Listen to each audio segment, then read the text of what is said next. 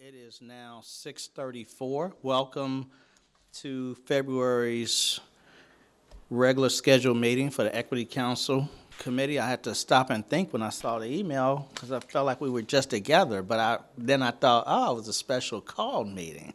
So that's why we're back together again.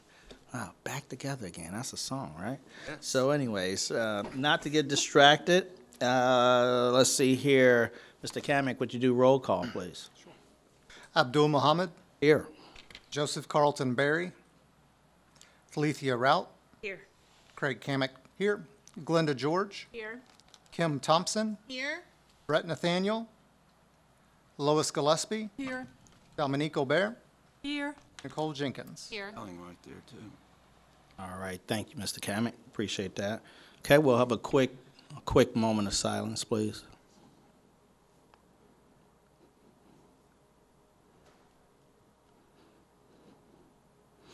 All right, thank you. Thank you for that.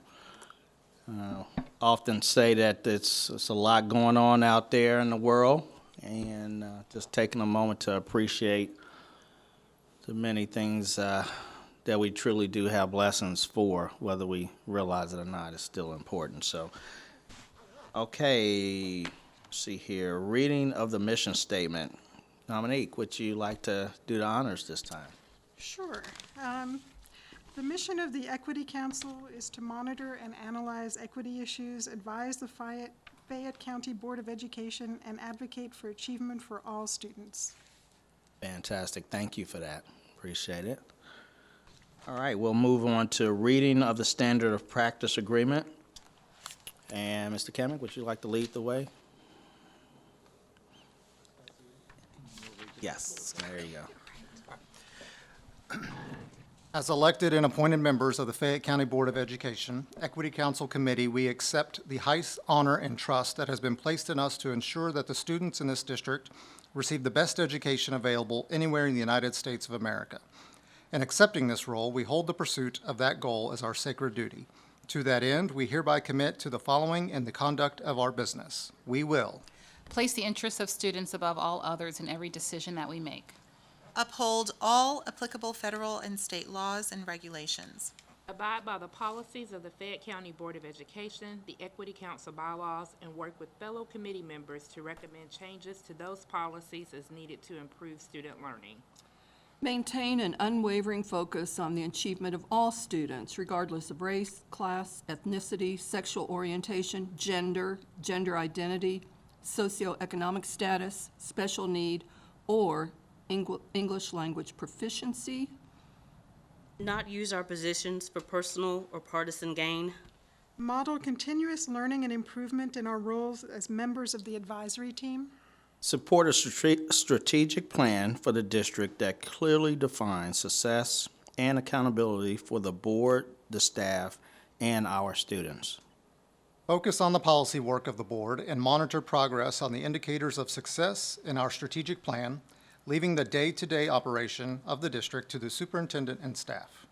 Base our recommendations upon available facts, advise our convictions, avoid bias, and uphold and support the decisions of the board once a decision is rendered by them.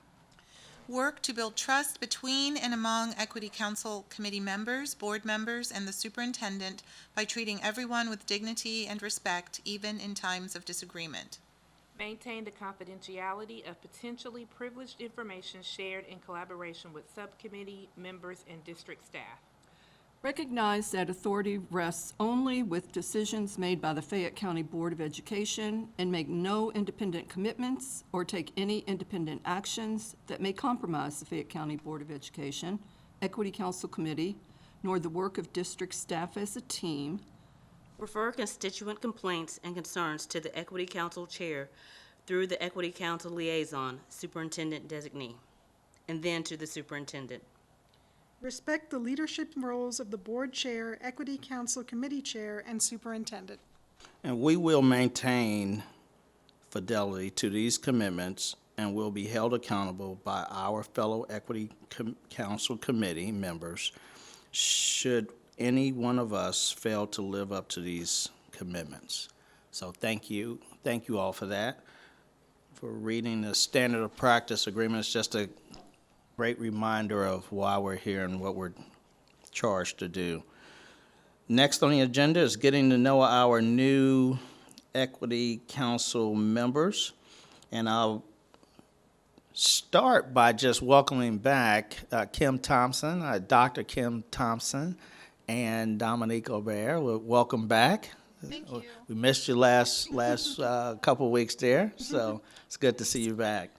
And with our two newest members, one of which is in attendance today, and that's Dr. Nicole Jenkins. And Dr. Jenkins, if you want to tell us a little bit about you. You got 20 minutes, but we'll cut it down to 2. So I work at the University of Kentucky. I'm an accounting professor there and the vice dean of the Gatton College of Business and Economics. And one of the things I'm responsible for in that role is our director of diversity and inclusion reports to me. So I manage diversity and inclusion in the college. I'm a parent of 2 children who are both at Dunbar. Yes, great.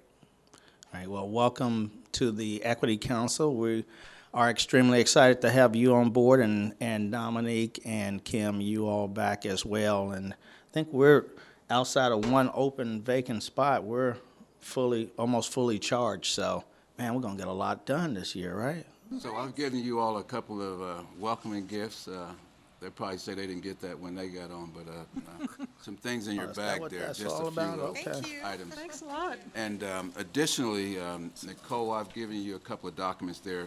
In the message to everyone, you saw some hyperlinks, which is to the strategic plan. So I've given you a hard copy of the strategic plan, a hard copy of the blueprint, a hard copy of the latest annual report, and a hard copy of the KSBA Leadership Guide, which is basically the guidelines that school boards follow when it comes to their exercising their role as members of the body.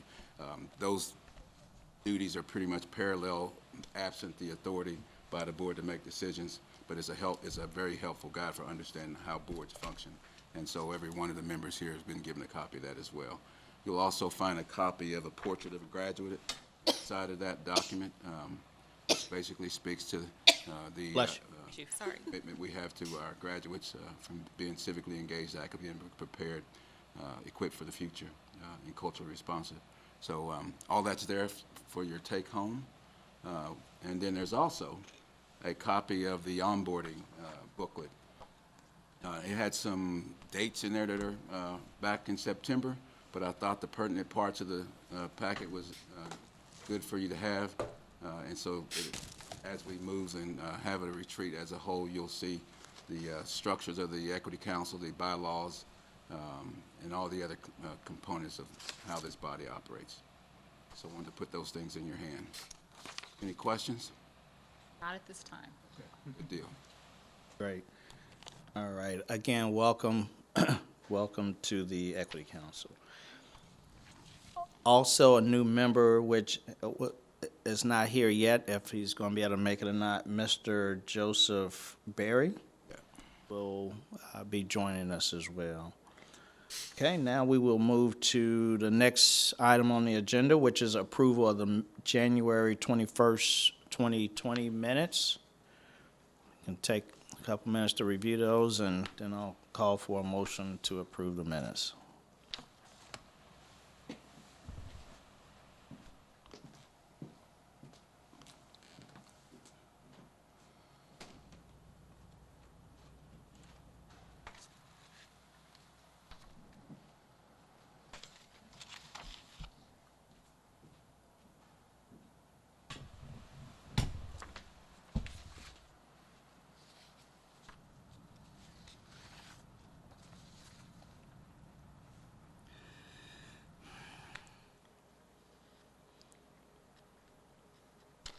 Going to make one correction on page 3 to Angela Zhang to Angela Wang. There should be a W and not a Z.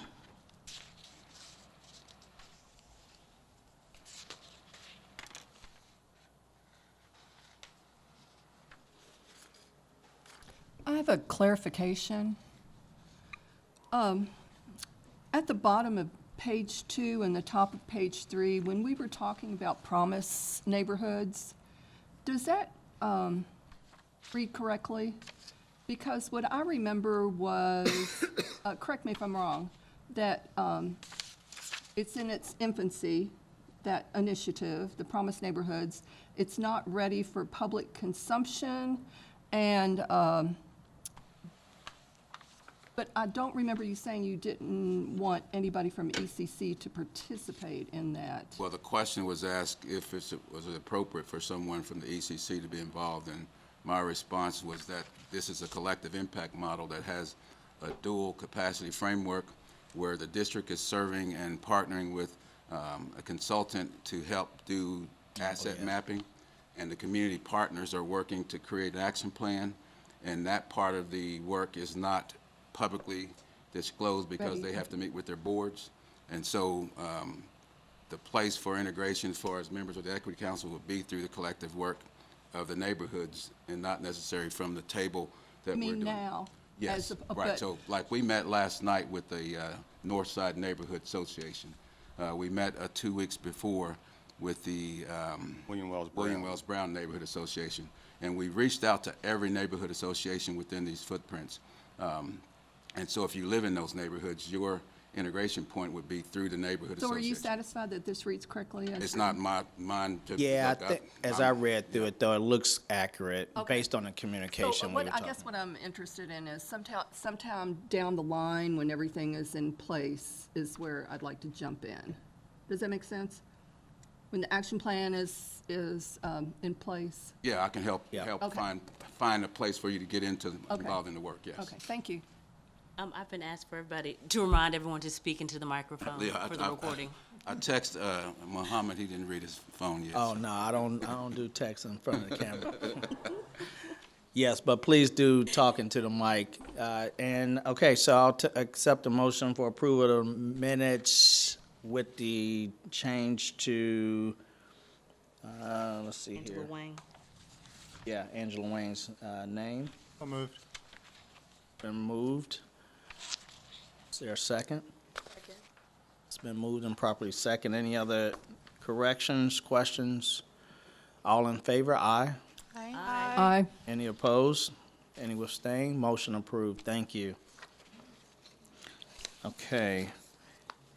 And next on the agenda is the Equity Council, Chair report.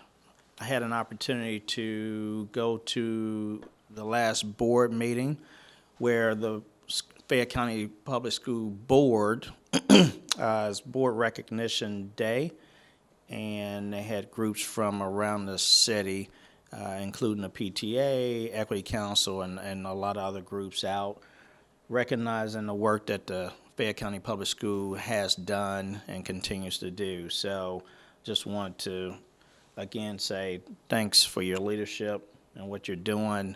I've been talking to a lot of people out in the community, and although we realize there's always going to be work to be done, it's nice to be attached to a board that is getting work done, and not having to drag somebody along to do it. So just, again, want to publicly acknowledge that and say thank you for that and your leadership and the board's leadership, because I know it's not easy when dealing with our children. So, let's see here. I will move on to board member reflections. Stephanie Spires is not able to make it, and Ray Daniels either, so we'll just move on to the superintendent report. Thank you, Chair Muhammad, for those kind words.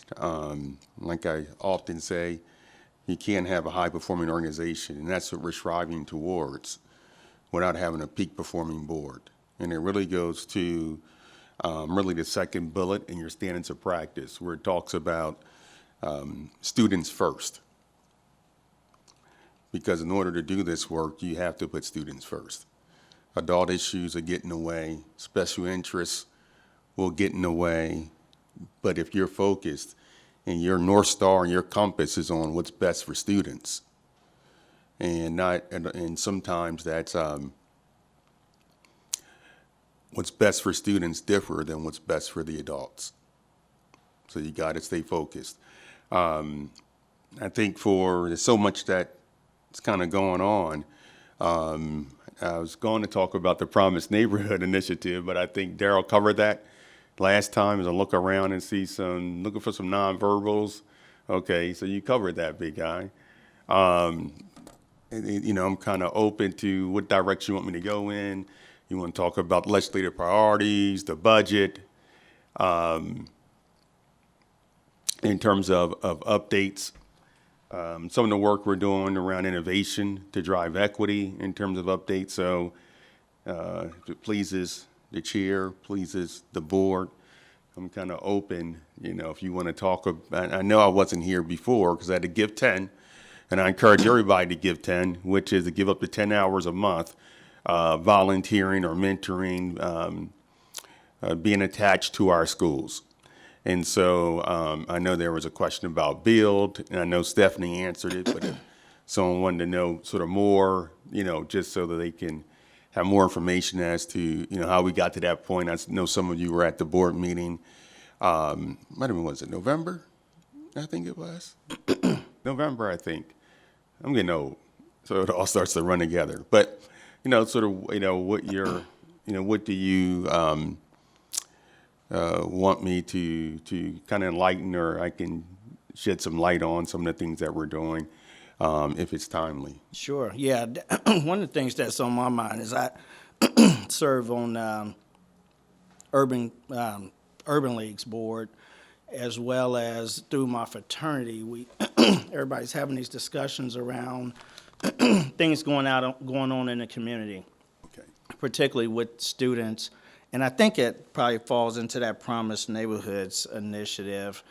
And so what is it that we're doing or can do better to help in a lot of those situations? Because at the end of the day, we're trying to make an impact at school. However, a lot of our students still go back home to their communities, and they're still dealing with challenges that still impact them there. And so how as a community, are we trying to better deal with creating a more holistic, positive piece to kind of close the gaps that are out there? That's a great question, Chair Mohammed. And that ties into the work of the Promised Neighborhood Initiative once again. So if you think about your own schooling experience, your own childhood, from birth to the time you graduate high school, if you look at the time allotted, you're going to spend approximately 7 hours of your day, this is during the school year, in school, and the other 17 in your home and in your neighborhood. If you look at the percentages, it's going to equate to somewhere around 85% of your time in your home and in your neighborhood, with only 15% of that time in school. And so just by the percentages, which one's going to have the greatest impact on your growth development, right? And so we know that our children lives matter. And I found that out when the 18-19 school year, we had 7 CSI schools. They were all elementary schools, all serving children from contiguous neighborhoods. Some of those neighborhoods are racially and socioeconomically, you may call it isolated, I call it segregated. You can pick the word, that, you can sort of digest and live with. So, looking at that data, and it took Daryl Thompson and Lisa Deffendahl to show me, because I'm a visual learner, a map. Okay, you got it's clicking behind me. A map of those schools, because I'm spatially challenged. When we looked at the map, there you go, you see it behind me up there, serving children from contiguous neighborhoods. And I reached out to those that are smarter than me, because I'm grappling with a question, an enduring question. Why is it that our CSI schools are 7 elementary schools serving children and families who live in contiguous neighborhoods? What are some, and we know those neighborhoods are different, but what are some common characteristics? And that's when we pulled the data and started looking at some common characteristics of those neighborhoods. And I reached out to Dr. Capilouto, right? You always it's good to have people smarter than you and on your team that you can reach out to. And Dr. Capilouto sent me, I called him, right? And I know it's probably hard to get him on the phone, but he answers for Manny, and likewise. And so I called him and asked him, started sharing the same problem sort of statement. It wasn't as clearly defined or fleshed out. But he listened to me ramble on, and then was like, okay. And quickly responded with 2 professors from UK that were kind of interested in this work. And also shared with me an article from the New York Times, which was the Opportunity Atlas, which clearly answered the question as to where children live matters. So okay. Oh man, I just stopped and turned around and kind of looked right there. So that gave additional evidence that that's the case. And then as a researcher, novice researcher, I consider myself a subject because of where I grew up.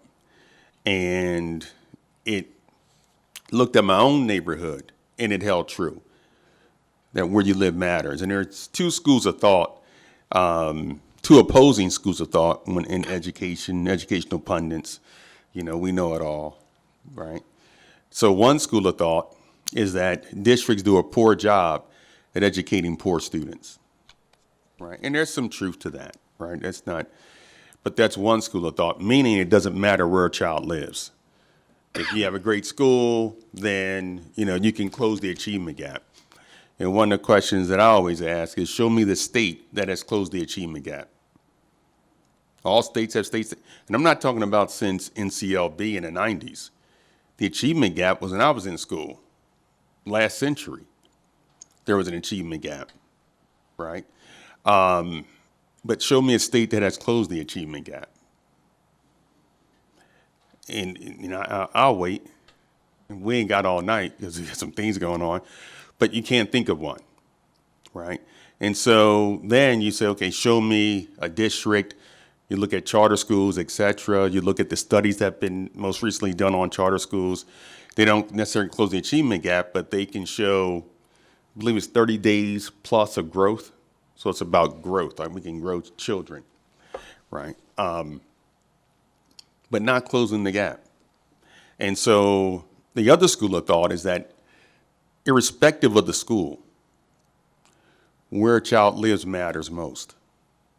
And so instead of choosing one or the other and making it mutually exclusive, we decided to hold those 2 opposing views together and work on both.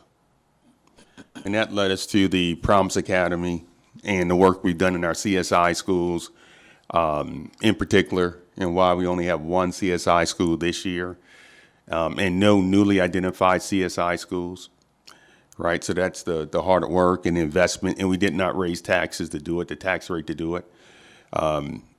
Being cognizant, of taxpayers and making sure we're making the investments very wisely. And so from that standpoint, it is, what do you do about the neighborhood?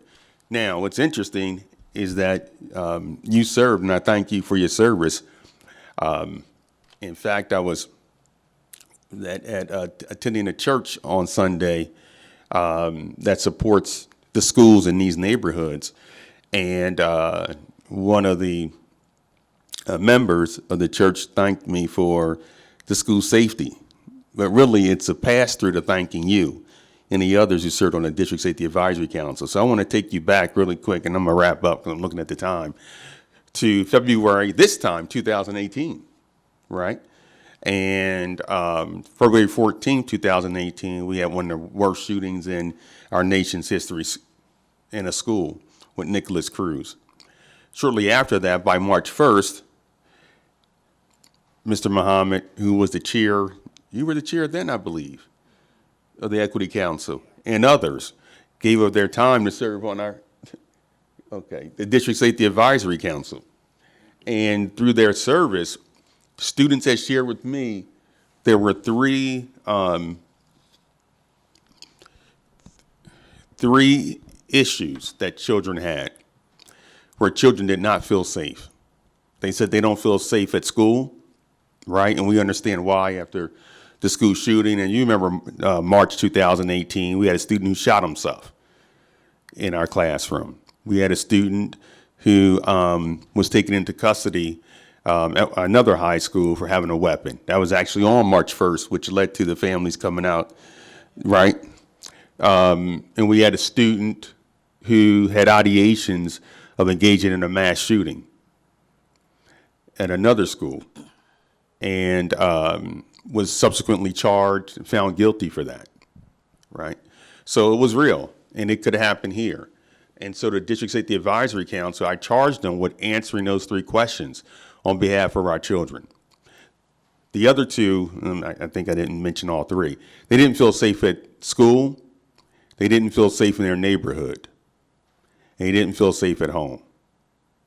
So you have homes that are in crisis, neighborhoods in distress, right? And the children said they didn't feel safe. So the District Safety Advisory Council gave her their time from March 1st to the end of March and developed a white paper after listening to national, state, and local experts, everything from school safety to juvenile justice reform, social media monitoring, and even had a panel with students.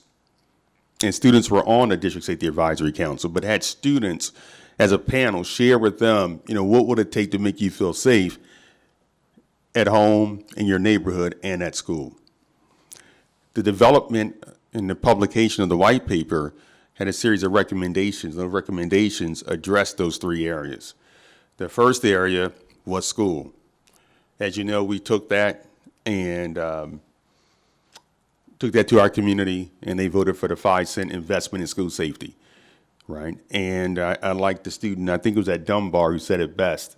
I forget the student's name, but I'm going to attribute the quote to the student, is that through that work, through your leadership and the leadership of others on that District Safety Advisory Council, we were able to harden the building and soften the school, right?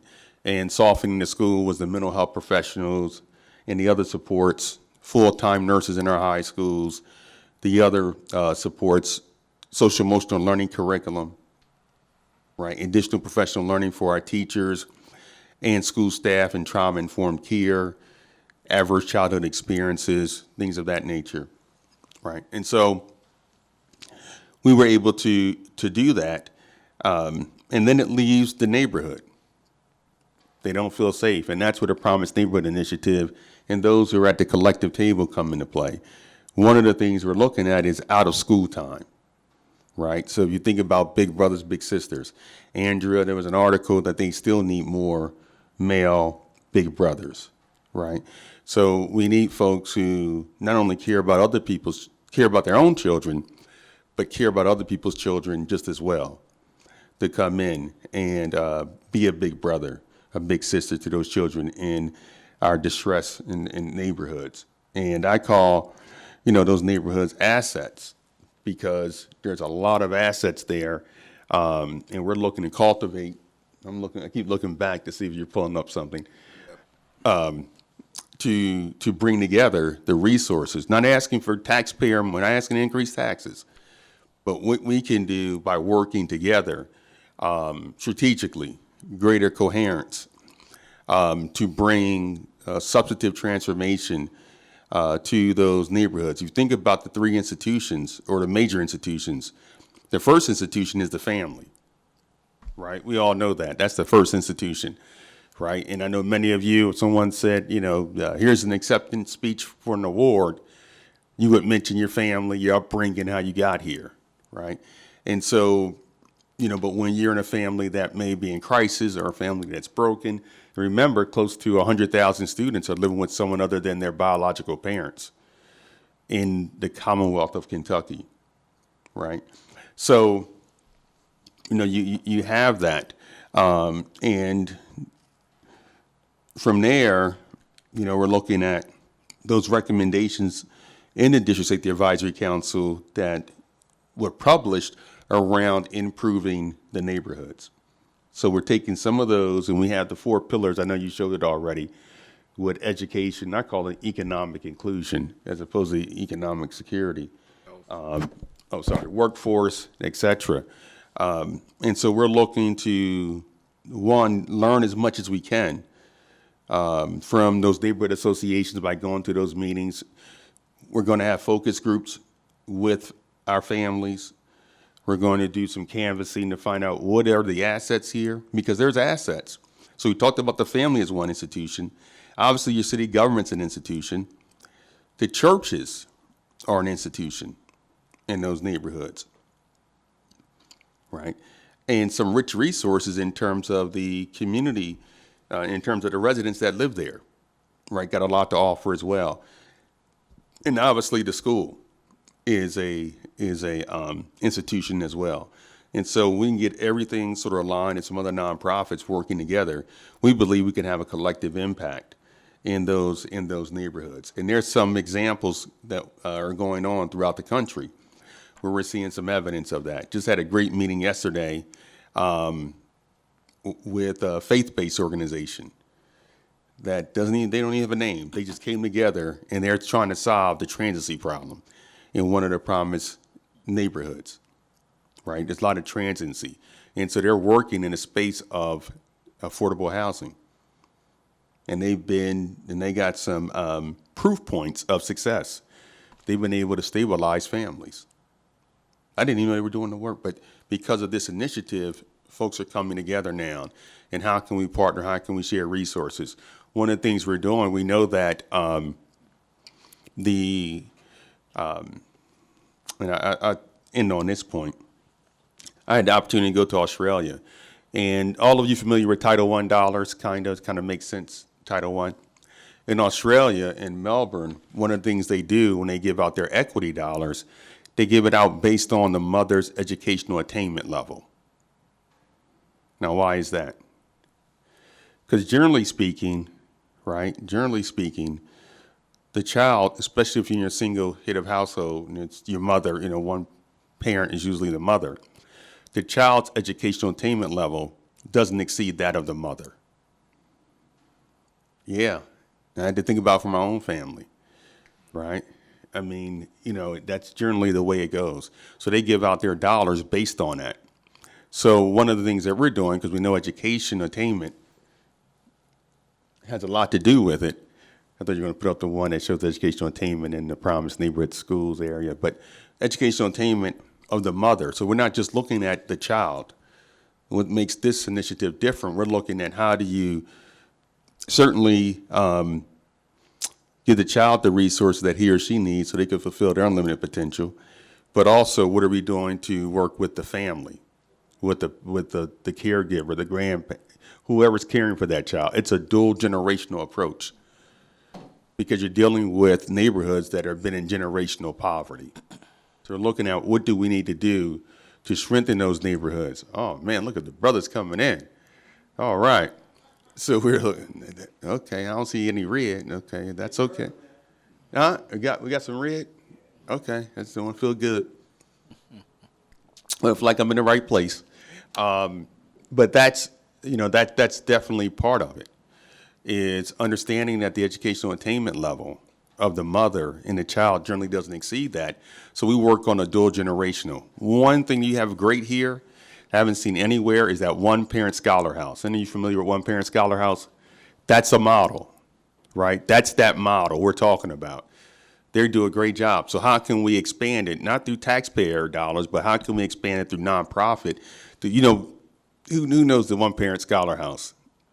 Craig, you want to just talk briefly? I don't know it that well. Okay, so basically the mother is in college, they give housing, and they also provide daycare and preschool for the child. Think about that. It's a dual generational approach, right? And so that's what we're looking to do at Yates Elementary School. Currently, we're offering in every one of the CSI schools, with the exception probably Coventry Oak, because the student enrollment continues to increase. There's a family center there that we didn't have 2 years ago. And a family center is really a space for families to come in and for us to do professional learning, for them to look for jobs and whatever they need. It's their space in that school because you're welcomed. And right now we're offering GED classes because the family said that they wanted the GED classes. So we're offering that to them, right? And you think about what the governor just did in terms of waiving the cost for GED exams, right? And that was unbeknownst to us, but it's going to be a blessing. And so we're doing those things. We're partnering with BCTC to figure out how we can bring, once you get your GED, how can we connect you with BCTC for other educational opportunities and offerings and vocational training, things that we could do right there at the school because you may not be able to get to the campus, right? And so one of the things that is pretty neat is that at Yates, you're taking your child to school, they go down the hallway for their learning, and you go into the family center for your learning. Now, powerful example is the family setting for their child, right? So I'm going to stop there. Yeah, that was quite a bit. I wasn't expecting all that. Yeah, Could I ask But a it was question, good to though? hear, Yes. though. Please. How is Mayor Gorton's office involved in the Promised Neighborhoods? You going to show the picture of the collective table? That's a great question. I heard you say the neighborhood associations, and I'm sure the Chamber of Commerce or other business organizations are involved. Daryl's going to pull it up and show you exactly who's involved. Is this online? No. Oh, okay. This is not online, but he's going to pull it up and show you the organizations that are involved in the Promised Neighborhood Initiative. Okay. The collective table, Collective. right? So the table can grow, but this is those folks who were there initially. And navigate. Yeah. So while I'm pulling this up, want to certainly go ahead and recognize the group that just walked in. Yeah. And their timeliness for being here. As you roll into your subcommittee reports, Christian Adair had a meeting today. He's in our office, the Office of Equity, and certainly want to honor these guys and what they're doing. We're planning and preparing for a second annual summit, and I'll just let him come to the mic and say why he's convened this group as we talk about catalyzing equity. Good evening. Thank you guys for listening for a quick moment here. So we were having a meeting downstairs. We are planning the Isaac Murphy Educating Boys of Color Summit. What we have here are a group of community partners that have volunteered to mentor our boys in color for the school district. They volunteer their time to remove barriers and provide opportunities for our boys. So with that being said, we're going to convene on May 1st and have a convention style at the University of Kentucky. We're partnering with the University of Kentucky and a national partner, COSBOC, which is Coalition of Schools Educating Boys of Color. We're going to bring all of these boys together. It's about 300. And we're going to have workshops, we're going to have guest speakers, and we're going to have roundtable discussions led by our community partners that they felt was needed. So with that being said, iron sharpens iron. We have, I don't know, if you can see the gentlemen in the audience. They represent different areas of our community. All the schools, all the middle schools, most of the high schools. I won't go down and list all their names, but we have community partners. We have BCTC here that's going to be helping. University of Kentucky representative is here helping. But it's going to be a very exciting event, and we invite you guys all to maybe come attend or come see what it's about. Again, it's May 1st, University of Kentucky. If you have any questions, I can here's a community volunteer, let him answer. If you have anything, put him on this. What time? What time? Do you know where and what time? Building. Where at 10 UK? It's going to be in the Gatton Student Center. Okay. And Is it's it like all-day event? 9 to 6. Thank you. Other questions? I'd like for some of the guys, all of you, actually, if you just stand up and introduce yourself and tell us what school you're in, working with. Go ahead, you start first. I'm Taquay Harrison. I work at Carter G. Woodson Academy. Yes. I'm Jeremiah Reese, and I'm with Locust Trace. Now, you have to pause because everybody doesn't work for Fayette County. That's the important part. Other than Taquay, right? He's a worker, but the rest of these guys are volunteers that are giving their time to Fayette County Public Schools. You have 10. I'm with Frankie's Corner, Little Third Bird Crusade. We teach, we introduce kids to equine and horsemanship. Even the workers at Fayette County volunteer their times outside of the school hours. Yep. Exactly. Some of them that do work in the schools, they do volunteer in the weekends and the evenings. I'm Andre Thomas. I'm a software developer in Nicholasville. I live in the Tates Creek area, and I work at, well, I don't work, but my group is at Tates Creek Middle. Oh, man. Good evening, I'm Teran McZee, Vice President for Diversity, Equity, Inclusion at BCTC. Good evening. My name is James Bruce. I'm with Jobs for America's Graduate Specialist at Paris Independent Schools. I do Crawford 3M, Make Me to a Man. All right. Leon Buford Kelly, administrator at Leestown Middle School. He does the capital E. That's all right. Myron Blair, I'm at Brenda Cowan Elementary. Stephon Howard, I'm at Leestown Middle School. I work with Kappa League with BK. Hello, my name is Kevin Thomas. I work at the University of Kentucky. I work with the boys over at Jesse Clark Middle. Good evening. I'm Jason Brooks. I'm the Director of Education for the Martin Luther King Cultural Center at the University of Kentucky.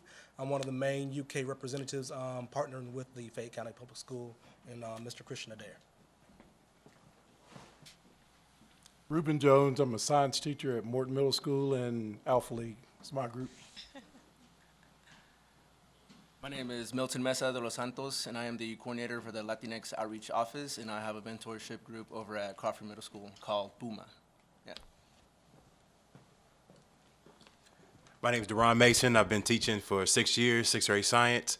I've been doing the program called My Brother's Keeper for cultivating young men for about 5 years. Oh, my bad. At E.J. Hayes Middle School. Good evening. I'm Clay Sutherland, Dean of Students at Morton Middle School, and my group is the Morton Men of Integrity. That's all right. Let's give these men a hand. All right.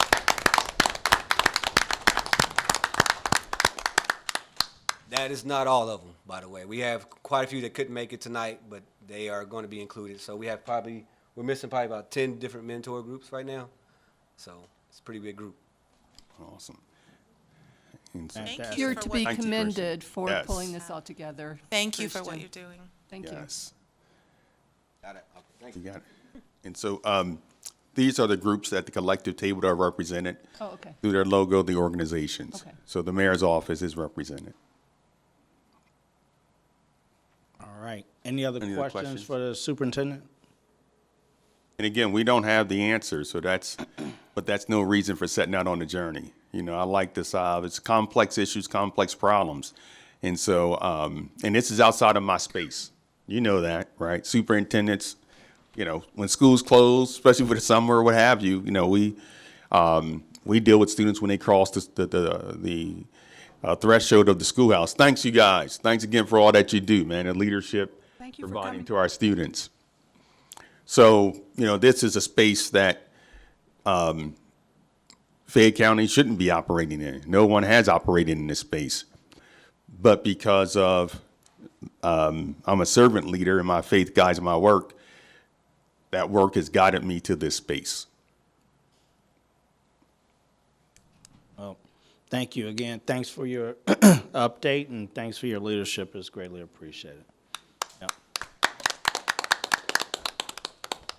All right. Now, next thing on this on the agenda is actually subcommittee reports. So I want to take a quick pause because our second newest board member has arrived, and Mr. Joseph Carlton Berry is here. I didn't when I saw you, welcome to the council. I didn't realize the name went with you, right? Because we had met about a month or so ago when you first got here from California, if I'm not mistaken. So welcome to the council. Thank you. But if you would take a couple minutes just to explain who you are and a little bit about yourself. Thank you. So my name is Joseph Berry.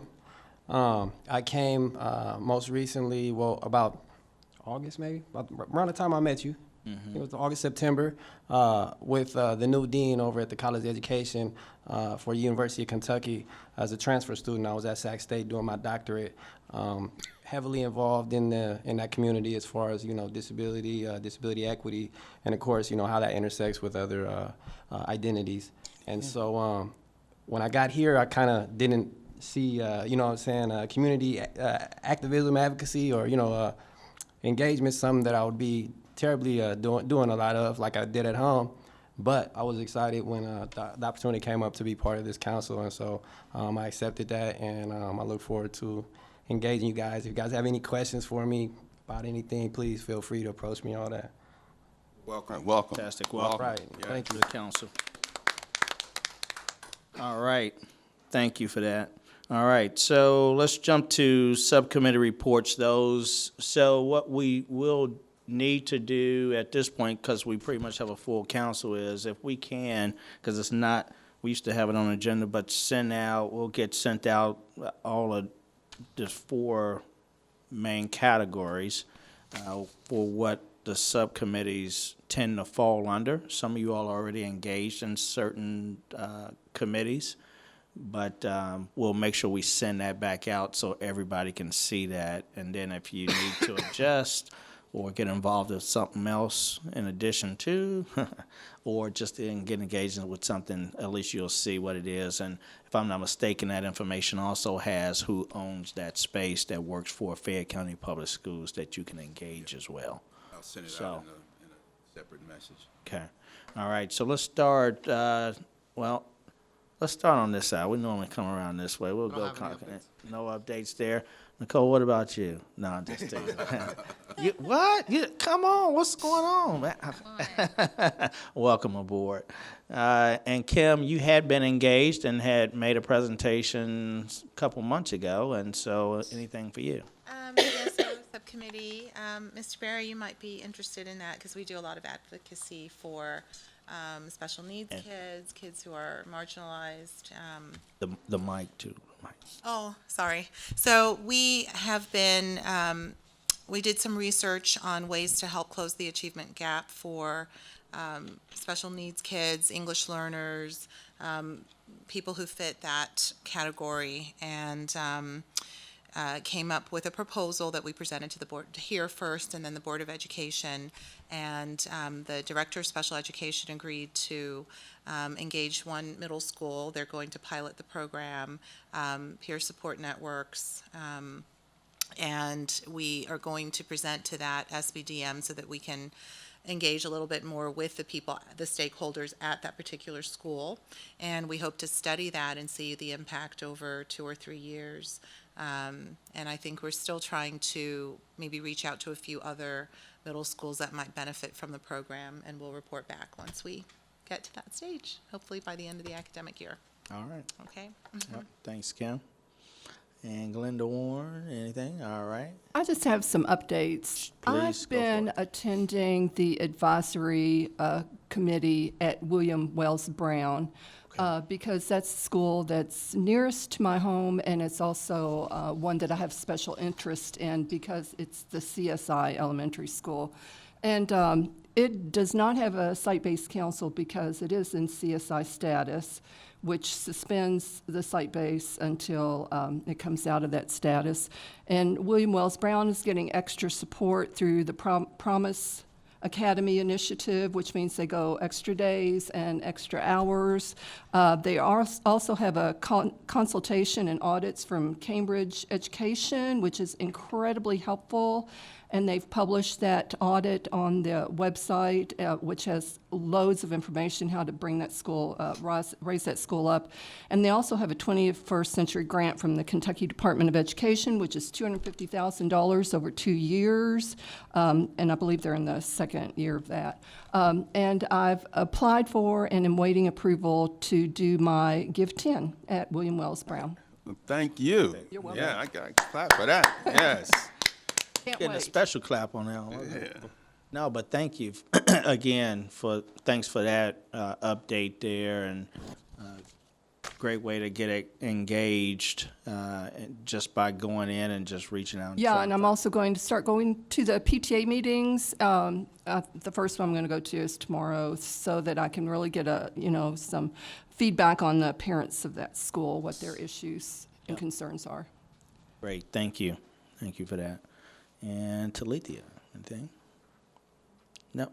All right, Dominic. Now you were missing in action for a small period of time, but If I anything? could just give you a quick overview of what's happening with the gifted subcommittee. Okay. So we had a presentation by the GTAP parents for gifted and talented, I'm blanking on the gifted and talented accelerated program parents, and we're trying to look at different interests that people have in the group. Next meeting will be talking about refugee children, because we have you can't hear me? Okay.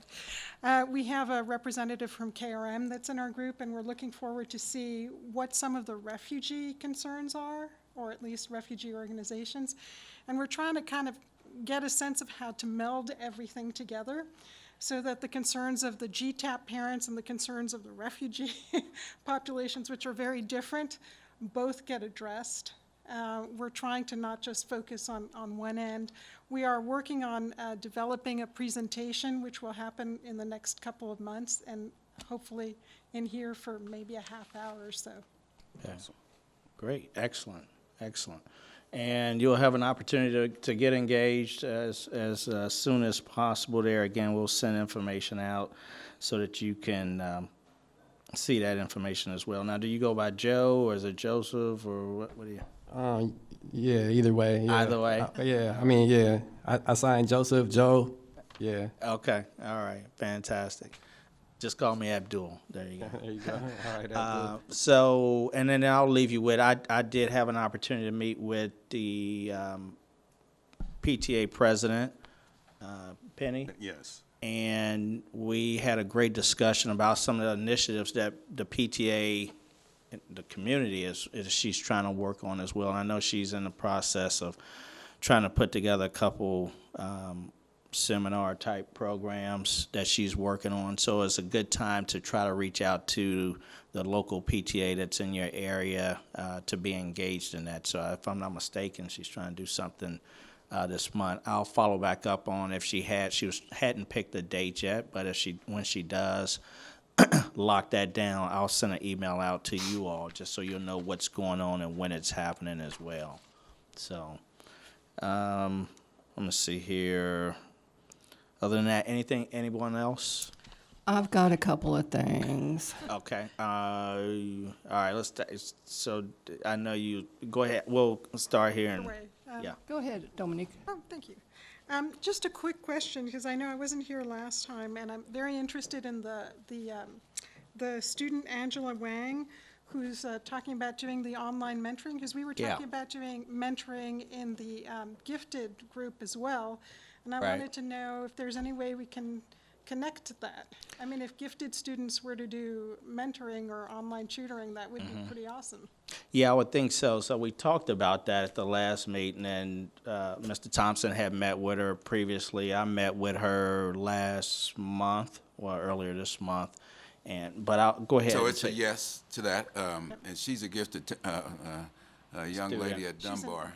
MSTC? Or? Yes, and so her concept is really to build a legacy so that kids who have can support kids who don't have, and she realizes that there are students that need additional supports, and she wants to create a platform where kids can have access to this. And so I've met with our director of technology, and we're trying to, again, coordinate our schedules because we don't want to take her out of class to do the work that we need to do to drive. So she provided us with a written proposal the last time Dr. Abdul met with them, and so we're going to make this happen for her. The other part of it, the previous month, the members of the Equity Council had talked about this peer mentoring already at Takes Creek as well. And so we're looking at how can we take all of these and put them in the same simple platform and have kids grant this access. One other thing that came out of this is the district is rolling out broadband capacity across the city. We're not a completely wireless city, but the district has looked at spots within our Promised neighborhoods. Promised neighborhoods to create these bandwidth access points so that kids who go home typically don't have internet at home. We're going to have hub sites within these neighborhoods that will allow them to pick up access to the internet. And so that too is going to tear down the barrier of providing kids opportunities to get this tutoring. So it all is falling into place, and we'll make sure we make this happen so she can build this legacy. Well, I love this on so many levels, I can't even address it, but I'm wondering how can we help? How can we be involved in connecting people? Sounds like you have just signed up for that subcommittee. There's Is that a new subcommittee? But no, we, Abdul and I kind of just picked it up because she reached out to me and I connected him, and we wanted to make sure she was getting the attention that she deserved. And so now we just need to put together a little small work group to get it make it happen. I would be happy to be a part of that work group. Great. Yeah. Awesome. All right. Thank you, Dominique. And Just two little I'm tiny things. Go ahead. On the Google Calendar that we get, it says that the meeting starts at 6 o'clock to 7:30. If you can change that to 6:30 to 8, is one thing. And the other thing is, I'm still having difficulty getting minutes, and I was wondering if anybody else was having that problem getting the minutes. So I haven't gotten any other issues from anybody. Okay. I sent you an email because yesterday you said the minutes were going to come out, close business yesterday. Is that right? That's what the email said, but the delivery didn't happen that way. It happened based on my ability to get it to you. Right. So did it come out No, I sent digitally? it sent out to everybody in this group at the same time. Today? Digitally, Today, yes. 12/14. Twice, actually. 12/14. Oh, okay. It's attached to a calendar announcement. I don't think the technical issue is on this end as much as, sounds like you may be having some issues on your end. With my, Yeah. with incompatibility. Okay. Well, I sent you an email. Did you get that? No. I haven't gotten an email concerning. Okay. Yep. And other questions, Ms. Thompson? I did want to recognize a couple of staff members that are here, too. Okay. And let's see here. Okay, go ahead. So we've got Kate McInerney, who's our Chief Academic Officer. Want to certainly recognize her for being here. And Doug Adams, who's our Director of Student Support Services. Yes. Doug, you all probably haven't seen Doug in a while, and he's been back, trooper. And, Yes, glad to have you back, Doug. I'll tell you what, come up, Doug, honestly. If you anybody that needs to be seen as Doug, all right? But I want to tell you what work takes place in Doug's office. Doug is responsible. He and I and another colleague started back in December when we first got the go-ahead to hire new mental health professionals, and I think we looked at over 100 applicants at that time, hired 45. But also in Doug's office is counselors, friskies, social workers, and all the other stuff. And I'll just give him a moment just to share, if you can slide that mic over to him, Miss. His work and space, so you all know if you've got partnerships that you want to do with this your subcommittee, he's a point of contact. So the Student Support Department includes DPP, which is Director of People Personnel, the People Personnel. So all attendance, all trainings for registrars, that's in our department. Out of areas in our department. So if there's an issue with a student that they change schools and there's policies we try to follow. I will tell you that one of the things we pride ourselves in is being as consistent as possible with our policies. And I have to say, I've been in the district 23 years. That hasn't always been the case. So it's refreshing to be able to be consistent on policies like with out of area and things like that. We also have the PBIS, so we have all of the suspension data, all of the, PBIS levels. We have the tiered support system in PBIS for all of our schools. We've been very fortunate to expand in the PBIS area with a grant, so we're very pleased that we're able to offer even more supports for schools. McKinney-Vento, our homeless youth, is in our department.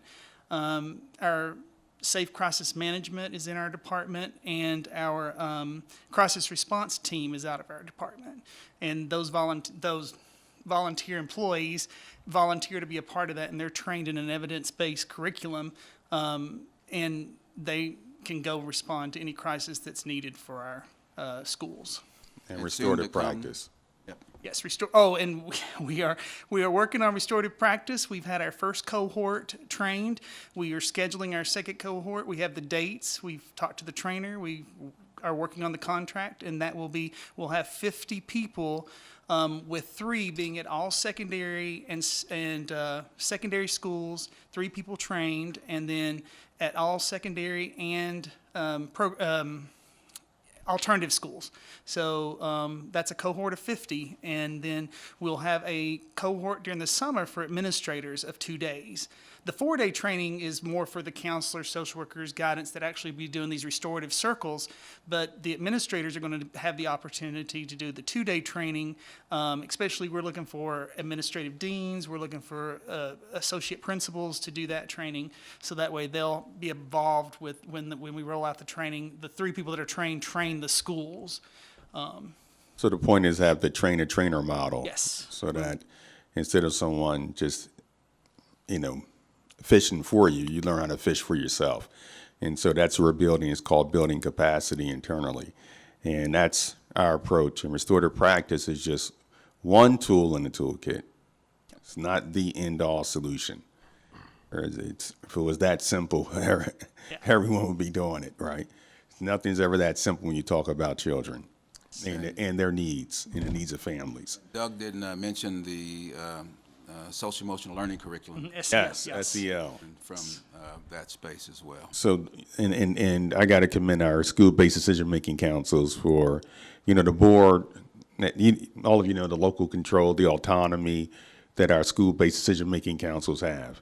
And so this is a superintendency in Kentucky where you have the accountability, but not the responsibility. You're accountable, but you can't do anything because it's all of that power is diffused and the autonomy is in the schools. And that was the structure since 1990. I'm not speaking for or against that. I already expressed my view.